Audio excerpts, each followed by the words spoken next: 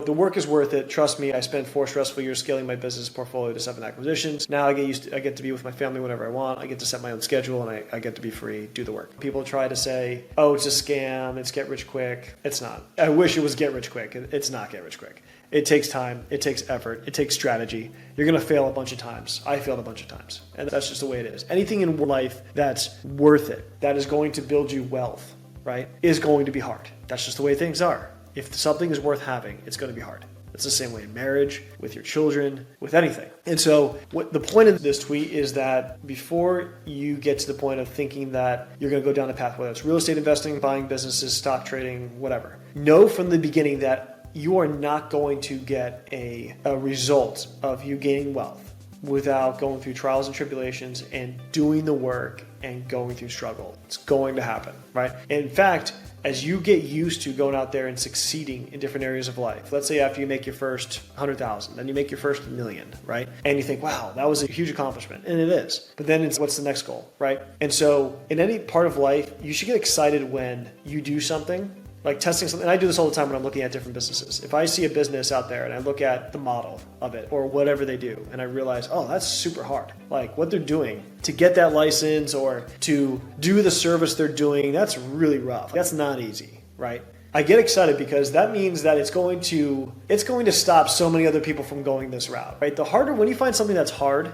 and you're like, whoa, that's actually legit. If I can figure, that problem's really hard to figure out. That makes me more excited to try to figure it out. Because if I can figure it out, that means that I'm gonna have very few people behind me trying to figure it out because it's just so hard. And so that means that there's going to be a big payout on the other end, because if I'm doing something that no one else wants to do because it's too difficult, too much money, too much time, well, then I'm going to get excited, because that means if I can actually figure this out, then it's going to be really worth my time, right? And so just getting that down set in your mindset in the beginning, that whatever you're going to do, if you're going to do it at the highest levels and doing it to the point where you're gaining wealth, it is going to be hard. And if you get that in your mind at the beginning, that is my base foundation. That's where I'm starting. It has to be hard. Good. All right. Now you're setting yourself up for success, because now your mentality is in the right place. Like you're going to have it. It's going to be a struggle. You're probably going to trip a couple times. You might even fall a couple times. But if I'm not going to give up, I'm eventually going to get there. If you look at every single successful business story, and I'm not just talking Elon Musk type guys, Jeff Bezos, Elon Musk, and you can look at their story too. But I'm just talking like your general person who's succeeded, they're financially independent, and they're passing wealth on to their children. You look at their story.